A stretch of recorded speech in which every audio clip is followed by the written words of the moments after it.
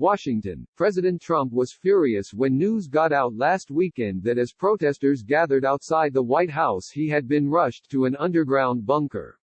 But now, as crowds keep coming back to demonstrate, the entire White House seems to be turning into one. Every day, more fences go up and more concrete barriers are put in place as the security perimeter expands farther and farther. The universally recognized symbol of American democracy increasingly looks like a fortress under siege in the heart of the nation's capital, a Washington version of the Green Zone that sheltered American and Iraqi officials in Baghdad during the worst of the war. The measures taken over the last week have made the compound occupied by the president, his family and his staff more sealed off from demonstrations but also more removed from the American public. National Guard troops and riot police will certainly withdraw at some point, and White House officials say the barriers will be eventually removed. But history shows that security changes made at the White House in the heat of a momentary perceived threat often become lasting fixtures. With the Capitol awash in security forces and much of downtown boarded up, Washington officials bristle at the Marshall moment and fear that the city is being transformed once more in a way evoking locked-down authoritarian nations instead of an open, pluralistic society. Keep in mind that that's the People's House, Mayor Muriel E. Bowser said this week even as she sent Mr. Trump a letter asking him to withdraw extra security forces from the streets. It's a sad commentary that the House and its inhabitants have to be walled off.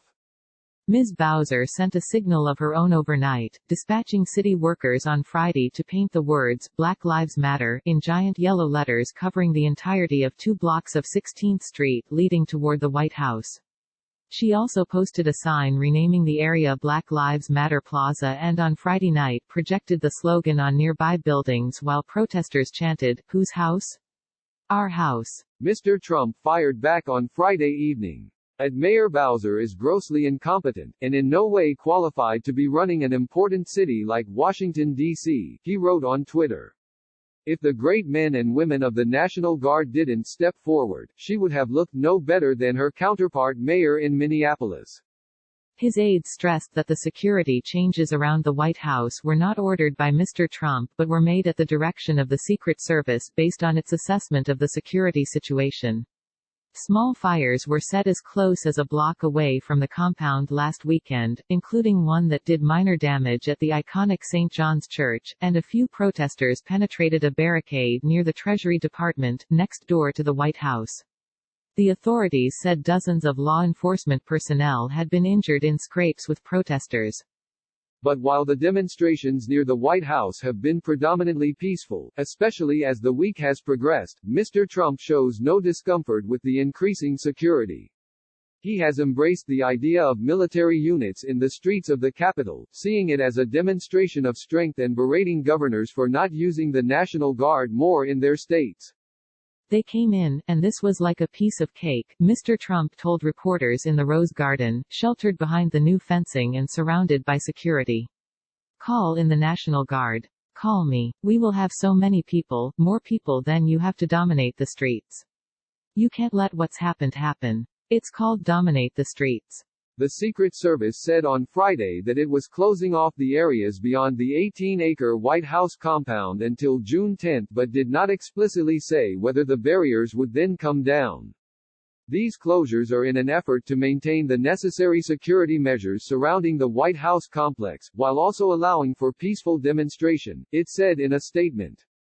With the demonstrations still ongoing, the White House was bracing for the possibility of hundreds of thousands of protesters descending on Washington on Saturday.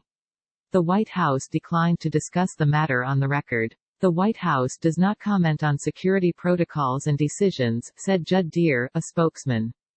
But another official, speaking on condition of anonymity to discuss security protocols, said there was no intention to make the new fencing and concrete barriers permanent and compared the expanded perimeter to the temporary measures taken when Pope Francis visited President Barack Obama in 2015.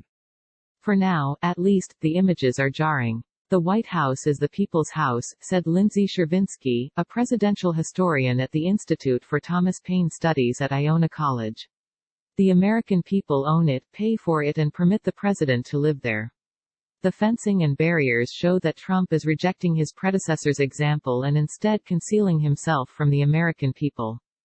Plenty of critics and commentators compared the additional barriers around the White House to the wall he is building along the nation's southern border, a small-scale manifestation of his desire to wall off outsiders. In this case, the outsiders are not foreigners but fellow Americans. If Trump erected more than 3 miles of fence around the White House, it would exceed the length of his new wall on the southern border. Anthony Scaramucci, who served briefly as Mr. Trump's White House communications director before breaking with him, wrote on Twitter, "His bigotry is only exceeded by his incompetence." For now, at least, the new security perimeter has annexed Lafayette Square, a leafy landmark with its signature statue of Andrew Jackson on horseback just north of the White House, where for a couple hundred years city residents, tourists, protesters and cranks have strolled, shouted and speechified. A new chain-link fence about 8 feet tall was first erected this week along the park's northern edge, forcing the demonstrations farther away from the White House. The fencing has now been extended down 17th Street, along the western side of the White House compound, and about halfway along Constitution Avenue, the southern border of the ellipse. Concrete barriers have been put behind the fencing in many places. Stacks of fencing segments were piled on 15th Street on Friday for workers to complete the perimeter. The barriers reflect a radical evolution since the early days of the mansion. Thomas Jefferson, the first president to live 8 years in the building, installed a low, wooden and rail fence and later a stone wall, but the grounds were kept open to the public. In 1833, according to the White House Historical Association, the stone wall was cut down and a heavy wrought iron fence was installed along Pennsylvania Avenue. Ulysses S. Grant expanded the grounds and the iron fencing. For generations, the public largely had the run of the grounds during daytime, treating it as an open park of sorts. Jackson invited thousands into the mansion itself on his inauguration day, a moment of populist mayhem that served as a metaphor for his presidency. Irritated that visitors were trying to photograph his daughter, Grover Cleveland closed the south grounds in 1893, and William Howard Taft restricted the north grounds to certain days in 1913. Still, outsiders managed to wander in from time to time, including one who slipped into the building and watched a movie in the dark with an unsuspecting Franklin D. Roosevelt.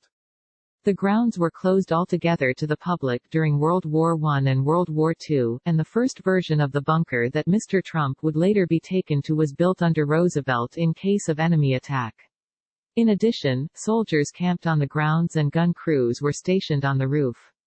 But Roosevelt rejected deploying tanks outside the mansion, because it might look as if our democracy was under siege, as the historian Michael Beschloss noted. Protests were permitted along Pennsylvania Avenue and in Lafayette Square during the Vietnam War, close enough that Lyndon B. Johnson could hear them chanting, "Hey, hey, LBJ, how many kids did you kill today?" But when President Richard M. Nixon feared protesters against his Cambodia incursion in 1970 would storm the White House, the authorities surrounded the building with buses. In 1995, after a drunken pilot crashed a Cessna 150L onto the South Lawn, a gunman opened fire at the White House from outside the gates and militia members blew up a federal building in Oklahoma City with a truck bomb. Bill Clinton closed Pennsylvania Avenue to vehicle traffic. The street was further closed to pedestrian traffic for 3 years after the attacks of September 11, 2001, and the bunker under the White House where George W. Bush was brought during subsequent terror scares has since been upgraded.